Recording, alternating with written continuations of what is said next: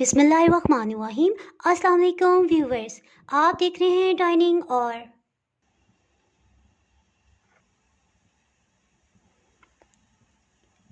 देसी घी कितना दानेदार बना है। मक्खन से देसी घी बनाते हुए ये स्टेप बहुत ही अहम है। इस तरह से इसको लेंगे और हाथ से इस तरह से इसको प्रेस करेंगे। ये देखिए, इसमें जो भी फालतू लस्सी होगी वो निकलती जाएगी। इन्हीं सर्दियों में मेरी एक दोस्त की कॉल आई कि मलाई में बर्फ़ और ठंडा पानी डाल के ब्लेंड कर करके थक गई हैं, लेकिन मक्खन नहीं बन पा रहा। तो तब तो मैंने उनको मसले का हल बता दिया। साथ ही मुझे ख्याल आया कि ये प्रॉब्लम बहुत सी लेडीज़ को पेश आ सकता है। सो आज की वीडियो इसी से मुतल्लिक है, यानी कि सर्दियों में मलाई से मक्खन और फिर देसी घी किस तरह से बनाया जाए। अगर मेरी वीडियोस अच्छी लगी तो लाल सब्सक्राइब को क्लिक कर दें। साथ में ये जो बेल का आइकॉन है इसको क्लिक कर दें। इसको क्लिक करने से आपको मेरी हर नई वीडियो का नोटिफिकेशन सबसे पहले फ्री में मिलेगा। दूध को गर्म करने के बाद इसको ठंडा करके फ्रिज में 3-4 घंटे रखा है। इसके ऊपर मलाई की मोटी तह इकट्ठी हो गई है। इसको इकट्ठा कर लेंगे। इसी तरह डेली बेसिस पे मलाई को निकालते जाएंगे और फिर इसे कवर करके फ्रीज़र में रख देंगे। इससे जायका बिल्कुल ठीक रहेगा। जी, ये तकरीबन 15 दिन की मलाई इकट्ठी हो गई है। खाने वाला चम्मच दही शामिल करेंगे और अच्छी तरह से मिक्स कर लेंगे। इसे अच्छी तरह से मिक्स करेंगे और कवर करके गर्म जगह रख देंगे। सर्दियों में मलाई में दही डालने के बाद तकरीबन 24 से 35 घंटे का टाइम भी लग सकता है, ताकि ये दही जैसा अच्छी तरह जम जाए। तकरीबन 28 घंटे हो चुके हैं और इसमें से दही जैसी खुशबू आने लग गई है। ये देखिए मलाई किस कदर मजबूती से जमी हुई है। इसको चेक करने का ये भी तरीका है। देखें, जब मलाई मैंने साइड पे की है तो नीचे देखें पानी अलग से आ रहा है। ये भी निशानी है कि ये अच्छी तरह जम चुका है। इसे एक दफ़ा अच्छी तरह से मिक्स कर लेंगे। मक्खन बनाने के लिए अगर आपके पास ये है तो आप इसको भी इस्तेमाल कर सकते हैं, और हैंड विस्क तो हर एक के घर में होती है, सो मैं हैंड विस्क को ही इस्तेमाल कर रही हूँ। ये बिल्कुल रूम टेम्परेचर पे है। इसको अच्छी तरह से विस्क कर लेंगे। लगातार विस्क करते हुए तकरीबन 2 मिनट हो चुके हैं और विस्क करते करते आपको महसूस होगा कि आहिस्ता आहिस्ता ये हैवी होता जा रहा है, यानी हमें विस्क करते हुए थोड़ा ज़ोर लगाना पड़ रहा है। 5 मिनट हो चुके हैं इसको विस्क करते हुए। ये देखिए बहुत गाढ़ा हो गया है। बल्कि मैं आपको चम्मच से दिखाती हूँ ताकि आपको महसूस हो सके। ये देखिए इसका गाढ़ापन।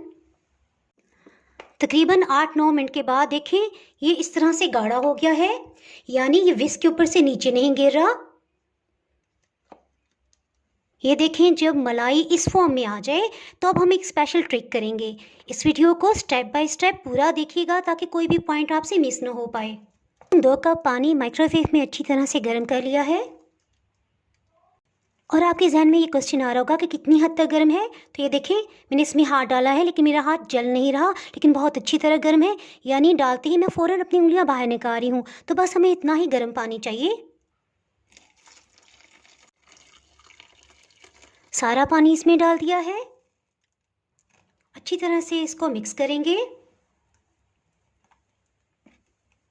जी, ये देखिए अब आ रहा है मैजिकल सीन, यानी जिस तरह से मैं विस्क करती जा रही हूँ उसके साथ ही मक्खन जो है वो मलाई से अलग बनता जा रहा है।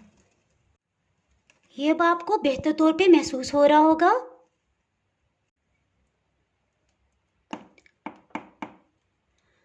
मक्खन सारा इसके ऊपर की सतह पे आ गया है। ये देखिए अभी काफ़ी गर्म है, लेकिन इसको अगर हम इस तरह से करें तो मक्खन ये सारा अलग से हो रहा है और पानी और दूध नीचे रह गए हैं। ये भी नीम गर्म है और एक पेड़े की सूरत में नहीं बन सकता, सो हम इसे कुछ देर के लिए फ्रिज में रख देंगे ताकि ठंडा होके ये थोड़ा जमने लग जाएगा और हम आसानी से इसका पेड़ा बना सकेंगे। 1 घंटे के बाद मक्खन थोड़ा सख्त हो गया है। इसे इस तरह से हाथों से इकट्ठा कर लेंगे। इसको इस तरह से दोनों हाथों में लेंगे और एक बॉल की शेप दे देंगे। मक्खन को इसमें रखते जाएंगे। मक्खन के इस तरह से पेड़े निकाल लिए हैं और ये ज़्यादा मिकदार में थे, इसलिए इसको अलग से एक प्लेटर में निकाला है। इसको 1 घंटे के लिए फ्रिज में रख देंगे। मक्खन से देसी घी बनाते हुए ये स्टेप बहुत ही अहम है।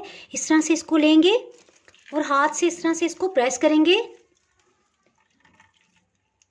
ये देखिए, इसमें जो भी फालतू लस्सी होगी वो निकल दी जाएगी और इसको रख देंगे। इस तरह से दबा दबा के सब मक्खन के पेड़ों में से लस्सी निकाल दी है। लोग सिर्फ लस्सी को ख़त्म करने के लिए घी को इतना पकाते हैं कि वो बिल्कुल उसका रंग और जायका, खुशबू सब ख़राब हो जाता है। मक्खन के पेड़ों को इस तरह से दबा दबा के सब लस्सी निकाली है और ये स्टेप बहुत ही अहम है। इसकी वजह से देसी घी इंशाल्लाह बहुत ही अच्छा बनेगा और उसमें एक्स्ट्रा लस्सी नहीं होगी। देसी घी बनाने के लिए एक बड़ा पैन लेंगे। हीट को मीडियम रखा हुआ है। चूल्हे की आंच को उस वक्त तक हम मीडियम रखेंगे जब तक ये मक्खन पिघल नहीं जाता। आहिस्ता आहिस्ता सब पेड़े मेल्ट हो रहे हैं और मुझे दुख हो रहा है, इतनी मेहनत से बनाए थे। दरमियानी आंच पे तकरीबन 5 मिनट का टाइम लग गया है इनको पिघलते हुए और लास्ट वाले 3 भी मेल्ट होने लगे हैं और बस 2 रह गए और बस 2 भी गायब हो गए। साथ ही हीट को बिल्कुल लो कर देंगे, जिस तरह चावल को दम देते हुए करते हैं। 3 इलायचियों का छिलका इस तरह हल्के से खोल लिया है, इनको शामिल कर देंगे। जी 35 मिनट हो चुके हैं। झाग को एक साइड पे कर देंगे।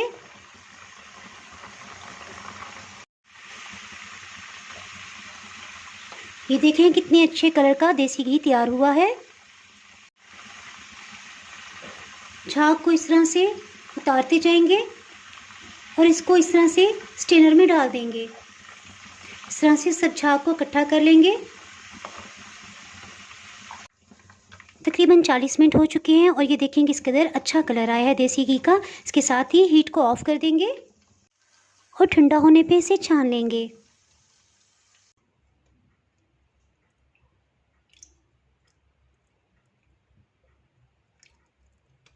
अल्हम्दुलिल्लाह, देखिए आपने कितना अच्छा कलर है।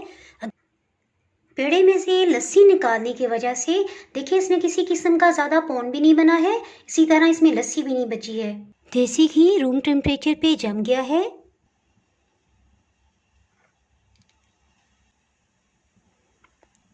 देसी घी कितना दानेदार बना है।